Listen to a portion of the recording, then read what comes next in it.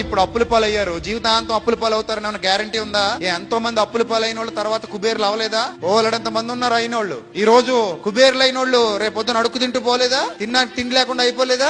ఓలడంత మంది ఉన్నారు. అందుకే పెద్దలు అంటారు బళ్ళు వాళ్ళు అవుతాయట, వాళ్ళేమవుతాయట, బళ్ళు అవుతాయట. పరిస్థితులు ఎప్పుడు ఒకలా ఉండవు, గుర్తుపెట్టుకోండి. చాలా మంది పరిస్థితులు ఎప్పుడు ఒకలాగే ఉంటాయనుకుని చచ్చిపోతుంటారు బుద్ధిహీనులు. వర్షాకాలాన్ని చూసి చచ్చిపోతే శీతాకాలం రాబోతుందన్న విషయం గుర్తుకు రావాలి నీకు. శీతాకాలంలో చలికి చచ్చిపోతారనుకుంటే ఎండాకాలం రాబోతుందన్న వాస్తవం అర్థం కావాలి నీకు. ఎండాకాలంలో వేడికి చచ్చిపోతారనుకుంటే వర్షాకాలం మరలా రాబోతుందన్న విషయం నీకు అర్థం కావాలి. లైఫ్ అనేది ఒక చక్రం, ఎప్పుడు ఒకలా ఉండదు. 9 నెలలు సంతోషంగా ఉండి 9వ నెల పూర్తయ్యేసరికి ప్రసవ వేదన అనుభవించి చచ్చిపోవాలన్నంత బాధ అనుభవించి తర్వాత పిల్లాడు కేరమనగానే అన్ని మర్చిపోయేవాడిని ఎత్తుకుని ముద్దులెట్టేసుకుని నవ్వేసుకుంటుంది తల్లి. అంటే ఈ సమస్యలు, కష్టాలు, కన్నీళ్లు వస్తాయి, పోతాయి, ఉండవు.